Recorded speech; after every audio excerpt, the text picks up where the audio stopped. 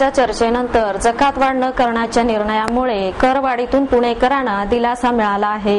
येत्या 2012-13 वर्षासाठी प्रशासनाच्या वतीने मिळकत करात कोणतीही करवाढ नसलेला मात्र जकातीत काही वस्तूंवर करवाढ सुचवण्यात आलेला प्रस्ताव स्थायी समितीसमोर ठेवला होता। त्यातील मिळकत कर वाढ न करण्याच्या प्रस्तावास स्थायीने मान्यता दिली होती, तर जकात दरवाढीचा प्रस्ताव फेटाळून लावला होता। या प्रस्तावास झालेल्या खास सभेत मान्यता देण्यात आली। त्यामुळे निदान पुढील वर्षभरासाठी तरी पुणेकरांना काही प्रमाणात का होईना दिलासा मिळणार आहे। कोणतीही करवाढ नसणारा हा प्रस्ताव सर्व सदस्यांनी एकमताने मंजूर केला असला तरी झालेल्या मुख्य सभेत सर्व सदस्यांनी महापालिकेने उत्पादनाचे स्रोत वाढवण्याची मागणी केली। तसेच जकात चोरी आणि मिळकत कराच्या बुडवेगिरीबाबत चिंता व्यक्त करीत प्रशासनाने कार्यक्षमता वाढवण्याची मागणी सर्व सदस्यांनी मुख्य सभेत केली। सभेच्या सुरुवातीस राष्ट्रवादीचे नगरसेवक दिलीप बराटे यांनी महापालिकेचे अंदाजपत्रक शहराचा विचार करता खूपच कमी असल्याचे निदर्शनास आणून देत आर्थिक भार वाढवण्यासाठी प्रशासनाने प्रयत्न करण्याची गरज व्यक्त करीत जकातीचे मोठे रॅकेट शहरात असल्याचा आरोप केला। तसेच सोने चांदी जकातीबाबत सर्व पक्षांनी एकत्र येऊन कठोर निर्णय घेण्याची गरज व्यक्त केली। तर उत्पन्नाचे स्रोत वाढवण्यासाठी महापालिकेने एका वर्षासाठी जकातीचे खासगीकरण करण्याची आणि जकातीची गळती रोखण्याची मागणी आबा बागुल यांनी केली।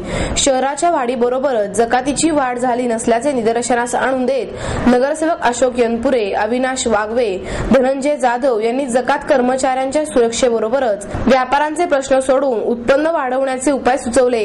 मनसेचे किशोर शिंदे यांनी खासगी विनाअनुदानित शिक्षण संस्था मोठ्या प्रमाणावर फी उकळत असून त्यांच्याकडून जादा कराने कर वसुली करण्याची मागणी केली।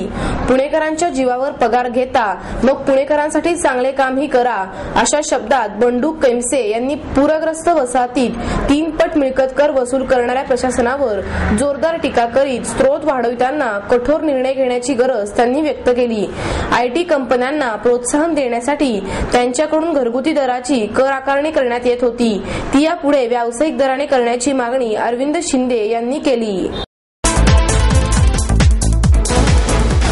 बाया कर्वे स्त्री अभ्यास केंद्राच्या निष्कर्षानुसार ताणतणावामुळे महिला व्यसनाधीन होत आहेत। मानसिक ताणतणाव, समवयस्कांचा प्रभाव ही महिलांच्या व्यसनामागची मुख्य कारणे असल्याचे नुकत्याच एका पाहणीतून स्पष्ट झाले। अतिरेकी चिंता, एकाकीपणाची भावना, भावनिक दुबळेपणा यामुळे महिला पुरुषांपेक्षा कमी कालावधीतच व्यसनाच्या आहारी जातात असे निरीक्षणही नोंदवले गेले। बाया कर्वे स्त्री अभ्यास केंद्राने कृपा फाउंडेशन मुक्तांगण व्यसनमुक्ती केंद्रातील निशिगंधा विभाग, मानसवर्धन आणि आनंदवन व्यसनमुक्ती केंद्र येथील 371 महिलांचा अभ्यास करून निष्कर्ष मांडले आहेत। संस्थेच्या अध्यक्षा मृणालिनी चितळे, भारती टोळे यांनी पत्रकार परिषदेत ही माहिती दिली। वय, व्यसनामागची कारणे, कालावधी, शिक्षण, व्यवसाय आणि उत्पन्नाचे साधन, आर्थिक उत्पन्न, वैवाहिक स्थिती यांचा त्यात अभ्यास करण्यात आला। चितळे म्हणाल्या, बहुतांश स्त्रियांनी आपल्या पतीसह दारू प्यायला सुरुवात केलेली असते, पण वैवाहिक आयुष्यातील तहान सहन न झाल्यामुळे त्या व्यसनांच्या आहारी जातात।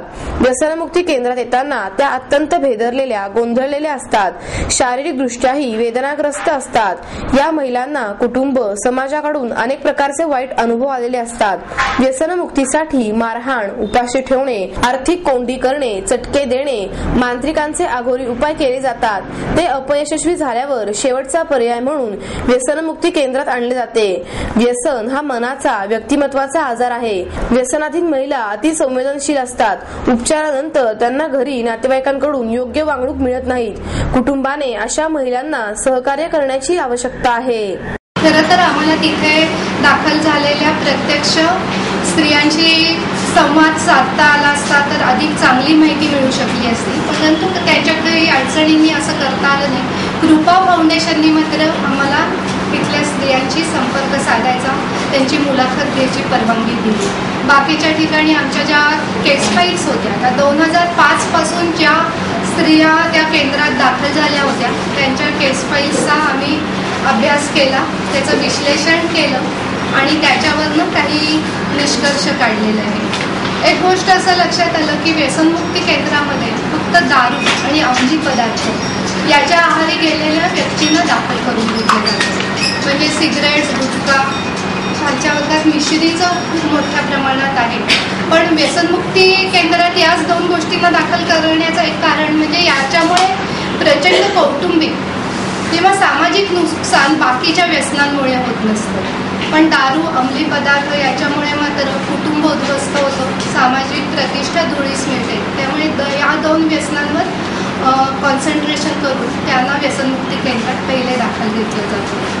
स्त्रियांच्या बाबतीत असं लक्षात आलं, दारू, अंमली पदार्थ, ब्राऊन शुगर याच्याबरोबरच झोपेची औषधं किंवा या मानसोपचार कुणी घेत असतील तर त्याच्यावर ड्रग्ज घेण्याचं प्रमाण स्त्रियांमध्ये आहे. जास्त करून उच्च वर्गातल्या ज्या स्त्रिया आहेत त्यांच्यामध्ये ते प्रमाण जास्त आहे. व्यसन करण्यामागचं कारण पाहिलं तर मानसिक ताण हे सर्वाधिक स्त्रियांनी सांगितलं. पण मानसिक ताण म्हणजे नेमकं काय याच्याविषयीची माहिती तिथे नसल्यामुळे आम्हाला कळू शकली नाही. पण ज्या स्त्रियांची आम्हाला बोलायची संधी मिळाली किंवा ज्यांनी स्पेसिफिकली लिहिलं होतं तर असं लक्षात आलं की कुटुंबांतर्गत तर खूप मानसिक ताण असतात. नवऱ्याच्या ज्या आर्थिक विवंचना असतात त्या बायकोशी येऊन भिडत असतात. मुख्य म्हणजे नवऱ्याचे जर विवाहबाह्य संबंध असले तर तो अतिशय बाईच्या आत्मसन्मानाला, सेल्फ एस्टीमला धक्का पोचवणारी अशी गोष्ट असते. त्यामुळे अनेक जणी याच्या आहारी गेलेल्या दिसतात. दुसरं म्हणजे समवयस्कांचा प्रभाव, पिअर प्रेशर जे म्हणतात ते कॉलेज डेजपासून गंमत म्हणून पाहिला जातात आणि बघता बघता त्याचं रूपांतर व्यसनात झालेलं आढळून आलं. ज्या स्त्रियांनी नवऱ्याबरोबर दारू प्यायला सुरुवात केली, सोशल ड्रिंक्स म्हणून घ्यायला सुरुवात केली, त्यातल्या बऱ्याच जणींचे नवरे हे सोशल ड्रिंकर राहिल्याचं लक्षात आलं. आणि कौटुंबिक ताण किंवा एकटेपणा किंवा काहीतरी बसलेला धक्का हा सहन न झाल्यामुळे स्त्री मात्र याच्या आहारी गेलेली दिसते. मग तिची त्याच्यासाठी स्वभाव वैशिष्ट्य जी म्हणता येते की एखाद्या गोष्टीत खूप इन्व्हॉल्व्ह होणं, एकटेपणा, कंटाळा किंवा मुलं मोठी झाल्यानंतर आलेलं रिकामपण याच्यामुळे किंवा एक पार्टी कल्चर जे आपल्याकडे आता खूप डेव्हलप होत चाललेलं आहे, पब्स आहेत याच्या त्या पटकन आहारी जातात असं ज्या संस्था चालकांशी आम्ही बोललो त्यांच्याकडून लक्षात आलं. अजून एक गोष्ट की ज्या स्त्रिया डी ॲडिक्शन सेंटरमध्ये दाखल केल्या जातात त्यांना घरून अतिशय त्रासदायक, तापदायक अशी वागणूक मिळालेली असते. म्हणजे हिंदू नववर्षाचा सण असलेल्या गुढीपाडव्यासाठी बाजारपेठा सज्ज झाल्या आहेत. 3.5 मुहूर्तांपैकी एक मुहूर्त असलेला गुढीपाडवा या सणापासूनच आपल्या मराठी नवीन वर्षाची सुरुवात होते. शालिवाहन शकाचा प्रारंभ या दिवसापासून होत असल्याने देशात याच दिवसाला नववर्षाची सुरुवात मानण्यात येते. महाप्रलयानंतर ब्रह्माने याच दिवशी सृष्टीची निर्मिती केली असे ही परंपरा मानते. घर, गाडी खरेदी, महत्वाचे व्यवहार यासाठी हा दिवस शुभ मानला जातो. पाडव्याला अभ्यंग स्नान करून ब्रह्मध्वज म्हणजे गुढी उभारून पूजा केली जाते. यावेळी गुढी उभारायचा मुहूर्त सकाळी 6:30 ते 6:45 हा आहे. या गुढीसाठी लागणाऱ्या सर्व साहित्यांनी बाजारपेठा गजबजल्या आहेत. कडुनिंबांच्या कोवळ्या फांदींना अनन्यसाधारण महत्व आहे. प्राचीन काळात या वृक्षाला दैवी रोग निवारक वृक्ष म्हणून खूप महत्व होते. उन्हाळ्याची तीव्रता कमी होण्यासाठी कडुनिंबांच्या पानांची चटणी करून खातात. तसेच विविध प्रकारच्या आकर्षक अशा साखर गाठी बनवण्याचे काम कारखान्यांमध्ये जोरदार सुरू आहे. साखरेचा पाक करून तो पाक दोरे लावलेल्या लाकडी साच्यामध्ये घालतात. गार झाल्यानंतर त्या साच्यातून विविध आकारातील लहान मोठ्या रंगीत गाठी काढून त्या पुढे विक्रीसाठी बाजारात पाठवल्या जातात. या साखर गाठींच्या माळांमध्ये विविध प्रकारचे चॉकलेट्स, बदाम, काजू, पिस्ते, फुलं तसेच रंगीबेरंगी बॉर्डरच्या काचा या साखरेमध्ये घालून सजवल्या जातात. त्यामुळे या जास्त आकर्षक दिसतात. या साखर गाठी माळा 20 रुपयापासून पुढे आहेत. यांना मागणी बऱ्याच मोठ्या प्रमाणात आहे. वाढत्या शहरीकरणामुळे आणि वेळेच्या अभावामुळे खास नागरिकांसाठी तयार केलेल्या गुढ्याही बाजारपेठेत सज्ज आहेत. या गुढ्या घेण्यासाठी नागरिकांचा प्रतिसादही चांगला आहे. गुढीच्या पूजेसाठी नारळ, विड्याची पाने, विविध प्रकारची फुलंही घेण्यासाठी लोकांची वाढती गर्दी दिसत होती. गुढी उभारण्यासाठी वापरण्यात येणाऱ्या सुमारे 10,000 बांबूंची आवक झाली आहे. फ्लॅट तसेच वाडा आणि बैठ्या घरांसाठी लहान मोठ्या आकारात हे बांबू विक्रीसाठी उपलब्ध आहेत. प्रामुख्याने भोर, वेल्हा, पानझडी पानशेत या ठिकाणाहून मानगा, मेष, चेवली या जातींच्या बांबूंची आवक होते. फ्लॅट संस्कृतीसाठी 5 ते 6 फूट उंचीचे बांबू 18 ते 20 रुपये, तर वाडा आणि बैठ्या घरांसाठी 15 ते 20 फूट उंचीचे बांबू 80 ते 85 रुपयापर्यंत उपलब्ध आहेत. या अशा ब्रह्मदेवाचे प्रतीक असलेल्या ब्रह्मध्वजाचे म्हणजेच गुढीचे पूजन करून सर्वांना नवीन वर्षाच्या शुभेच्छा यावेळी देण्यात येतात. हिंदू धर्मातील 3.5 मुहूर्तांपैकी सर्वात महत्त्वाचा मानला जाणारा सण म्हणजे गुढीपाडवा. या गुढीपाडव्यासाठी लागणाऱ्या साखरगाठीची माहिती देण्यासाठी आपल्या सोबत आहेत व्यावसायिक अमर अग्रवाल. माझं नाव अमर अग्रवाल. माझ्याकडं गाठ्यांमध्ये वेगवेगळे प्रकार आहेत. साईजमध्ये लहान मोठे आणि प्रत्येक साईजला वेगवेगळ्या प्रकारच्या डिझाईन केलेल्या चॉकलेटच्या गाठ्या, ड्रायफ्रूट सुकामेवा लावलेल्या गाठ्या, डिझाईनची फुलं लावलेली, जरीची फुलं लावलेल्या गाठ्या. तर या फॅन्सी अशा गाठ्या माझ्याकडे दरवर्षी विक्री करता उपलब्ध असतात. साधारण 50 रुपये नगापासून ते 900 रुपये नगापर्यंतच्या गाठ्या माझ्याकडे 14-15 प्रकारात आहेत. व्यवसाय आमचा 2 पिढ्यांपासून आहे, पण या फॅन्सी गाठ्या मी गेले 3 वर्ष बनवतोय आणि त्याला मला मागणी चांगली आहे आणि दरवर्षी मागणी भरपूर वाढते. हो, पुण्याच्या बाहेर सगळीकडे देवस्थानला मोठमोठ्या गाठ्या जातात, 800-900 रुपये अशा किमतीच्या.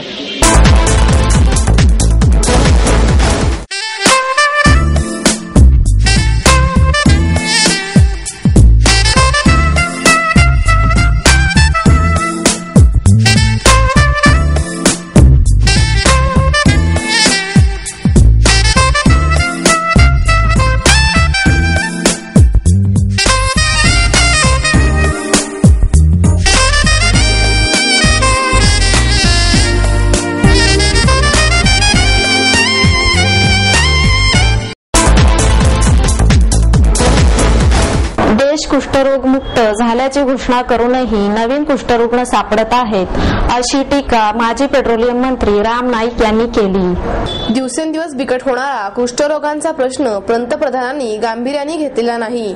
महाराष्ट्र, उत्तर प्रदेश आणि बिहार या 3 राज्यांमध्ये नवीन कुष्ठरोग सापडल्याची धक्कादायक बातमी सर्वेक्षणातून पुढे आली आहे.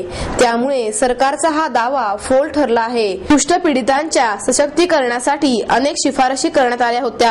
या शिफारशी वेगवेगळ्या मंत्रालयाशी संबंधित असल्याने या संदर्भात चर्चा करण्यासाठी पंतप्रधान डॉक्टर मनमोहन सिंग यांची वेळ घेण्यासाठी गेल्या वर्षापासून प्रयत्न करीत आहे, पण त्यांनी कोणत्याही स्मरणपत्राला प्रतिसाद दिला नाही.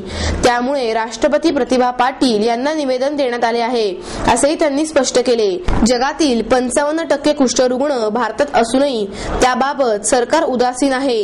त्यासाठी आरोग्य, कायदा, समाज कल्याण आणि अर्थमंत्र्यांनी एकत्र येऊन निर्णय घेतला पाहिजे, अशी अपेक्षाही नाईक यांनी व्यक्त केली.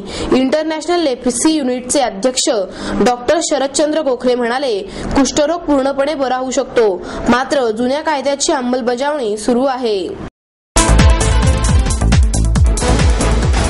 जागतिक जलदिनानिमित्त यश लक्ष्मी आर्ट्सच्या वतीने जलदिंडीचे आयोजन करण्यात आले. जागतिक जलदिन संपूर्ण जगभरात 22 मार्च रोजी साजरा केला जातो.